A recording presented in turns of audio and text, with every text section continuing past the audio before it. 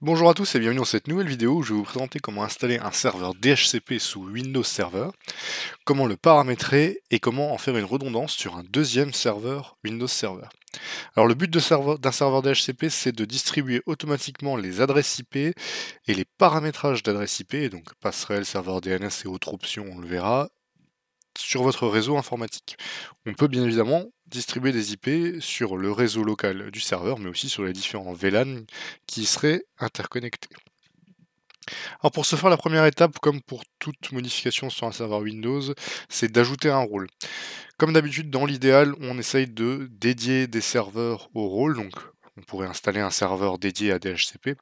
Là, je suis en labo de test, pour pas multiplier les machines virtuelles, je vais installer ça sur mon serveur Active Directory. Donc je vais faire gérer, ajouter des rôles et fonctionnalités.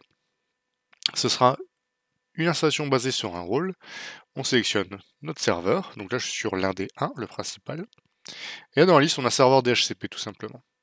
On nous propose d'installer les outils d'administration, on les ajoute, on fait suivant, suivant, suivant, et installer. Une fois l'installation terminée, on peut faire fermer, et on voit qu'un petit drapeau attention est apparu ici. Ça va nous permettre de terminer la configuration DHCP. Donc on clique sur le drapeau et sur terminer la configuration DHCP. Une fois que ce fait, on va nous proposer d'automatiquement paramétrer les modifications dans Active Directory, donc ça va créer un groupe de sécurité qui est autorisé à gérer le DHCP, donc vous avez juste à faire valider. Les groupes de sécurité sont créés, et le serveur DHCP a été autorisé. Il faut savoir que sous Windows, un serveur DHCP doit être autorisé à fonctionner. Une fois que c'est terminé, la partie installation du serveur DHCP est faite, on va pouvoir passer à la partie paramétrage. Comme d'habitude, pour paramétrer quelque chose sur un Windows Server, il va falloir passer par outils d'administration. Donc vous pouvez dans le menu démarrer, outils d'administration. On va y retrouver DHCP juste ici. Je double-clique. Et là, je retrouve mon serveur DHCP, qui va être capable de travailler en IPv4 ou IPv6. Alors là, sur mon réseau local, je suis en IPv4. Et on voit pour le moment qu'on n'a rien du tout qui est créé. Donc, une plage d'adresse IP distribuée, ça s'appelle une étendue. Donc là, on va créer une nouvelle étendue. Donc on va faire bouton droit sur IPv4, et on va faire une nouvelle étendue. On va faire suivant. On va devoir lui mettre un nom. Alors là, pour le moment, je suis encore une fois simplement sur un réseau local, mais là, vous pouvez mettre les différents noms que vous avez, si vous avez différents VLAN ou différents réseaux. Vous pouvez mettre une description. Vous pouvez mettre une adresse IP de début et de fin. Bien attention à veiller à ce que votre adresse IP de début et de fin ne chevauche pas des adresses IP fixes que vous auriez déjà paramétrées pour éviter les conflits d'IP. Alors moi je vais mettre 192.168.10.50 par exemple, et je vais terminer à 10.100. Ensuite je vais choisir la longueur du masque de sous-réseau. Donc là vous mettez selon vos configurations. Moi par défaut j'étais en /24, donc je laisse /24. Je peux mettre en place des exclusions. Donc si vous avez des adresses IP justement qui sont dans la plage et que vous voulez qu'elles ne soient pas distribuées, c'est ici qu'il va falloir les paramétrer. Moi je n'en ai pas. Vous allez devoir choisir la durée du bail.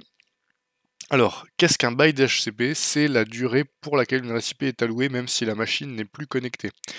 Concrètement, plus le bail est long, plus des adresses IP vont être monopolisées même si les machines ne sont plus là. Donc là, c'est adapté selon les configurations. Sur du réseau physique et local, on peut laisser 8 jours. Sur du réseau où vous avez beaucoup de PC portables ou de téléphones, on va plutôt passer à 1 jour. Moi, je vais mettre 1 jour là dans mon cas. Quand vous verrez noter les baux, c'est simplement le pluriel de bail. Ensuite, on va laisser oui, je veux configurer les options DHCP maintenant. On va faire suivant. On va nous demander de paramétrer la passerelle par défaut qui sera distribuée avec notre plage d'adresse IP. Donc moi, c'était 192.168.10.254. C'était l'adresse IP virtuelle de ma passerelle. On va également nous demander de distribuer le nom de domaine. Alors, vu qu'on est sur un serveur Active Directory, automatiquement, ça va récupérer le domaine paramétré sur notre serveur.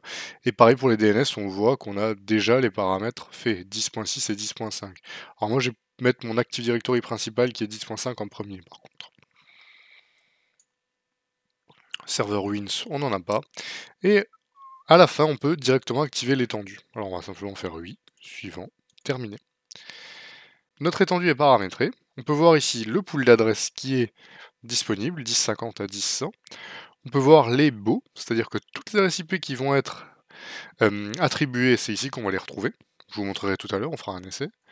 On peut faire des réservations, si vous voulez qu'une adresse IP soit bien attribuée à une seule machine, vous voulez qu'elle n'en change jamais sans mettre une adresse IP fixe, vous pouvez faire une réservation, ce sera en fonction de son adresse MAC. Et on va retrouver ici les options d'étendue, donc les routeurs, le serveur DNS, le nom de domaine. Si vous avez quelque chose à modifier, c'est ici que ça va se passer. Votre serveur DHCP, vous pouvez voir qu'il a bien la petite coche verte, donc c'est qu'il est fonctionnel. On va aller sur une machine cliente et vérifier qu'on reçoit bien une adresse IP. Je suis passé sur mon poste client, je vais aller le passer en adresse IP automatique, en configuration automatique, en faisant bouton droit ouvrir les paramètres réseau et internet. Centre réseau et partage. Modifier les paramètres de la carte. Ethernet, bouton à propriété. IPv4. Et là, je vais faire obtenir une adresse IP automatiquement. Je vais valider. Je vais attendre quelques secondes. Et si je fais bouton droit statut sur la machine, je vois que je reçois 192.168.10.51 comme adresse IP. Et que le serveur DHCP, c'est 192.168.10.5. Donc bien mon serveur Active Directory. Si maintenant je retourne voir du côté de mon serveur Active Directory, si je vais dans les baux d'adresse, on peut retrouver l'adresse IP de mon client avec son nom, la date d'expiration du bail, s'il est bien en DHCP, l'ID de distribution d'IP, l'accès au réseau, et si on a des filtres particuliers qu'on a appliqués. Donc voilà, on a paramétré correctement un serveur DHCP sous Windows Server. Je vais maintenant encore vous montrer comment paramétrer une redondance de cette étendue. Au cas où mon serveur DHCP venait à être non fonctionnel, je peux en avoir un secondaire qui prend le relais. Je vais donc passer sur un deuxième serveur, dans mon cas, mon Active Directory 2. Je suis passé sur mon serveur Active Directory 2, comme on peut le voir ici. Je vais faire la même manipulation que pour le premier. Gérer, ajouter les rôles et fonctionnalités. Installation basée sur un rôle. AD2, serveur DHCP, ajouter fonctionnalités. Suivant, suivant, suivant. Installer. Une fois que c'est fait, même principe, on peut faire fermer, aller sur le petit drapeau orange, faire terminer la configuration DHCP, faire suivant, valider, et fermer. À partir de là, le serveur DHCP est installé également sur notre deuxième serveur. Maintenant, on va aller paramétrer la redondance en retournant sur le serveur principal. Je suis revenu sur mon serveur principal. Pour paramétrer la redondance, je vais simplement faire un bouton droit sur l'étendue qui m'intéresse. Donc quand vous en avez plusieurs, ça sera à faire pour toutes les étendues. Vous avez la possibilité de faire sur toutes les étendues en cliquant droit directement ici. On va faire configurer un basculement. On voit la liste des étendues disponibles. On fait suivant. On va devoir sélectionner le serveur partenaire. Alors, moi, il s'appelle SRV-VAD2-GA, mais à adapter selon votre serveur. On voit que ça crée une relation de basculement avec le partenaire SRV-VAD2. On peut sélectionner le délai de transition maximal d'un client. Le mode, soit complètement secours, soit équilibrage de charge, c'est comme vous voulez. Moi, je préfère en général faire équilibrage de charge. On peut faire 50% sur l'un, 50% sur l'autre, à vous de voir comment vous voulez partager, ce sont les ressources des serveurs, là les miens sont identiques.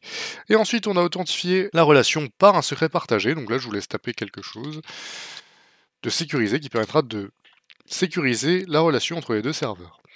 On fait ensuite terminer. On voit que toute la configuration est faite correctement et je vais ajouter maintenant le serveur 2 directement dans la console ici, comme ça on pourra tout comparer ensemble. Maintenant j'ai le serveur 2 juste en dessous, et si j'ouvre IPv4, je peux voir que j'ai l'étendue LAN, que j'avais appelé LAN, qui est bien là aussi, avec une relation de basculement, et si je l'ouvre, et que j'ouvre les baux d'adresse, je retrouve du coup mon bau d'adresse de mon client. Donc à partir de là, ma relation de basculement est correctement paramétrée, mes deux serveurs peuvent distribuer des adresses IP dans mon serveur DHCP en 192.168.10.0/24. L'ensemble de mon paramétrage est fait correctement. Je vous invite à me suivre pour voir les prochaines vidéos. Je vous souhaite à tous une bonne journée. À bientôt.